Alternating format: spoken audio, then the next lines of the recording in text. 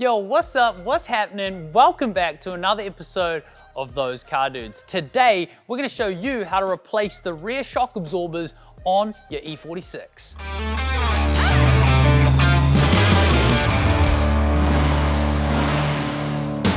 Unfortunately, it's raining today and we don't have the use of our normal space as the rightful owner is using it. So we're gonna be working outside today. I've got a little bit of a veranda though, covering me, so we should be sweet, but let's get these shocks out, eh?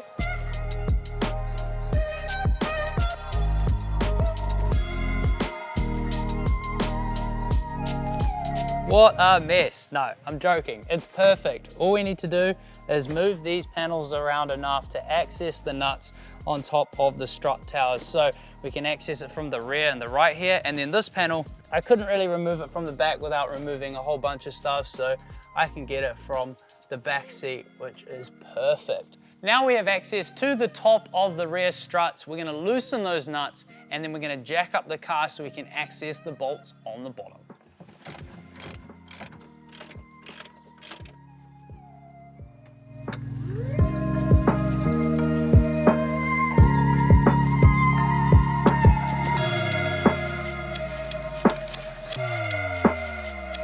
So here's the deal, when you're working on a vehicle, if you're gonna be underneath the vehicle, you should always use jack stands. Basics. Hydraulic jacks can fail and collapse on you, but because we're just gonna be removing the wheel and the rear strut today, I'm not gonna need to go underneath it, so I'm just gonna use a hydraulic jack. However, I'm actually gonna use two, because what we're gonna do is we're gonna jack up the car on the jacking point, and then we're gonna use the other jack to jack up the hub a little bit so that we can get a little bit of weight off that shock absorber and get the bolt out. So we've got two hydraulic jacks, and I might even chuck a jack stand somewhere underneath or maybe on the rear trailing arm just in case.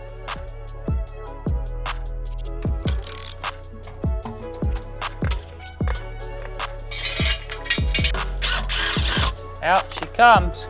Now we've got the bottom bolt out. I'm gonna go inside the car and we're gonna take those nuts off completely. If they're hard to get off, you can just take your bottom bolt, put that on the bottom, take some pressure off, and then you can undo them from the top nice and easy with a 13mm. Now we've got our top nuts off. There you go.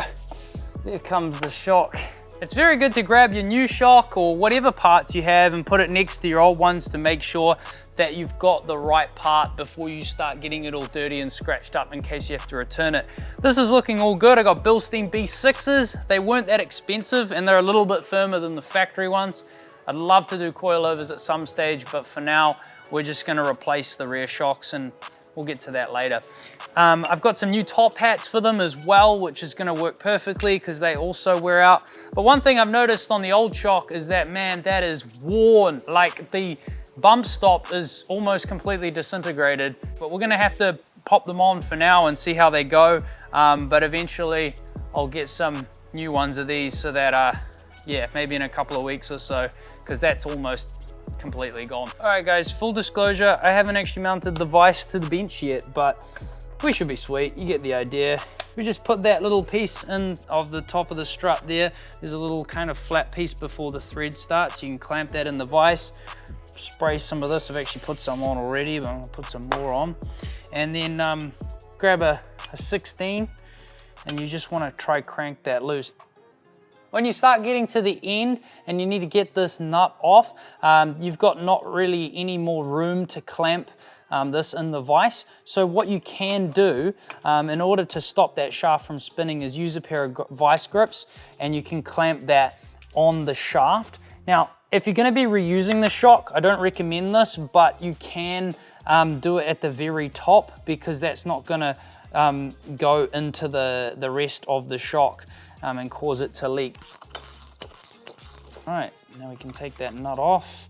And try to remember what order things go in. Like there's a washer there, then there's the top hat, there's the vice grips, there's another little top hat, and then there's the bump stop and shield.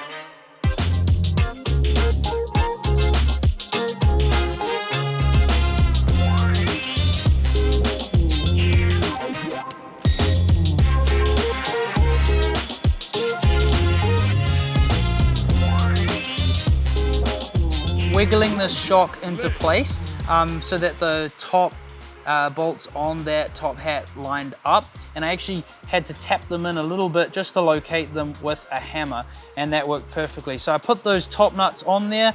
They're not fully tight yet. I'm gonna line up this one down the bottom, and then I'll torque everything to spec. So look at it side on, and I have got a jack stand underneath the rear trailing arm. Just gotta wiggle it, just get it right, and then when it goes in, you'll know. There we go, look at that. Just goes in by hand.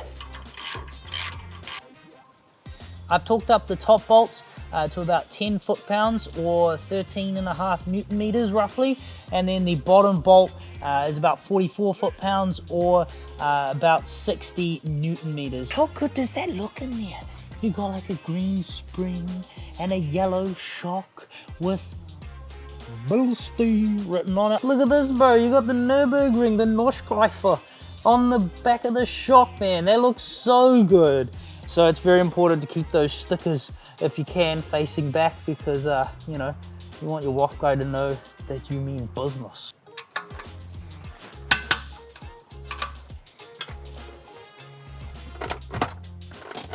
I'm really hoping these shocks settle though, because that's quite high, but don't be afraid. I'm sure it will. It'll settle.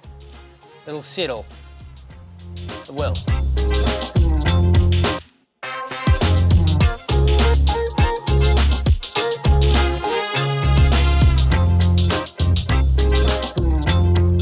Now that we have everything torqued up, we've just got to remember to pop these little caps on top of the shock, and then put our, oh, it's fallen down. Oh, he's left the chat. And we'll put all of our interior pieces back, which are just held in by some little plastic clips. And that's how you replace the rear struts on your E46. Pretty much the same on every 3 Series BMW. But this is quite an easy job for most people with some basic tools to do at home, which means you can save money if you do it yourself. So I hope it helped you. I'm looking forward to making more videos on this E46 to come. JD couldn't be here today, but we got more coming on his car as well, and we cannot wait to share it with you all. So make sure you hit that sub button, hit that like button if you like, follow us on Instagram, and we will see you in the next video. Peace out.